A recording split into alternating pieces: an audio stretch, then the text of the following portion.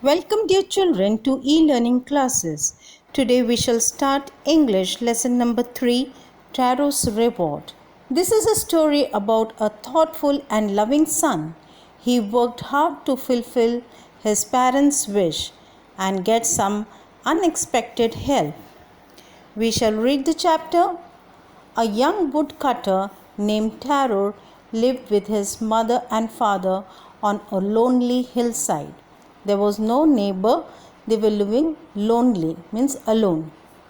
All day long he chopped wood in the forest, means he used to cut woods in the forest. Though he worked very hard, he earned very little money.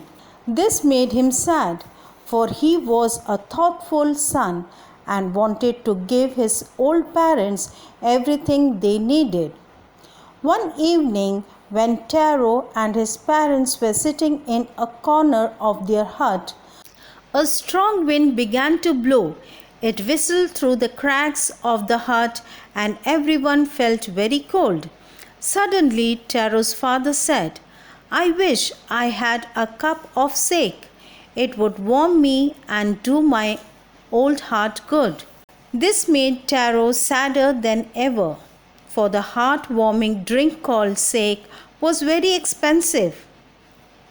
"How do I earn more money?" he asked himself. "How do I get a little sake for my poor old father?" He decided to work harder than before. Next morning, Taro jumped out of his bed early than usual and made his way to the forest. He chopped and cut as the sun climbed, and soon he was so warm that he had to take off his jacket. His mouth was dry and his face was wet with sweat. "My poor old father," he thought, "if only he was as warm as I."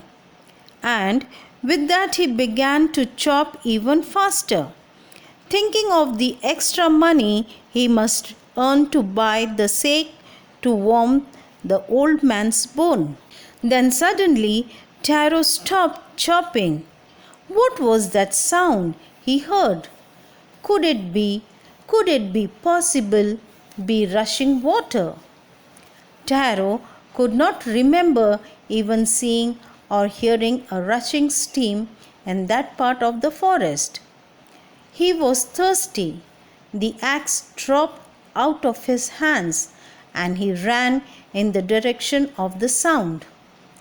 Taro saw a beautiful little waterfall hidden behind a rock. Kneeling at a place where the water flowed quietly, he cupped a little in his hands and put it to his lips. Was it water or was it sake? He tasted it again and again, and always it was the delicious sake instead of cold water. Taro quickly filled the pitcher he had with him and hurried home. The old man was delighted with the sake. After only one swallow of the liquid, he stopped shivering and did a little dance in the middle of the floor. That afternoon, a neighbor stopped for a visit. Taro's father politely offered her a cup of sake. The lady drank it greedily and thanked the old man. Then Taro told her the story of the magic waterfall. Thanking them for the delicious drink, she left in a hurry. By nightfall, she had spread the story throughout the whole village. That evening, there was a long procession of visitors to the woodcutter's house. Each man heard the story of the waterfall and took a sip of the sake. In less than an hour, the pitcher was empty. Next morning, Taro started for work even earlier than the morning before. He carried with him the largest pitcher he owned, for he intended first of all to go to the waterfall. When he reached it, he found, to his great surprise, all his neighbors there. They were carrying pitchers, jars, buckets, everything they could find to hold the magic sack. Then one villager knelt and held his mouth under the waterfall to drink. He drank again and again and then shouted angrily, "Water, nothing but water." Others also tried, but there was no sack, only cold water. "We have been tricked," shouted the villagers. "Where is Taro? Let us drown him in this waterfall." But Taro had been wise enough to slip behind a rock when he saw how things were going. He was nowhere to be found. Muttering their anger and disappointment, the villagers left the place one by one. Taro came out of his hiding place. Was it true? He wondered. Was the sack a dream?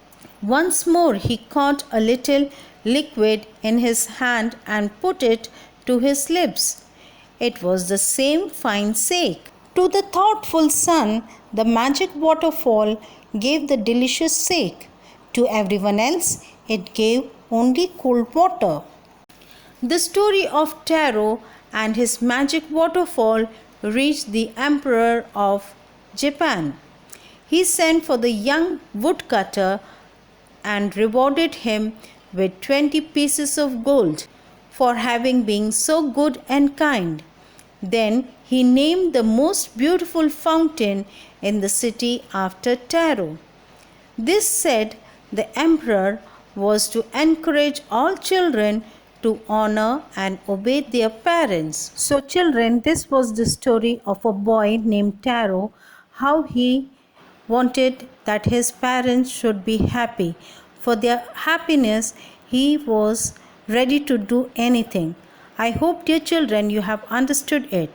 Thank you.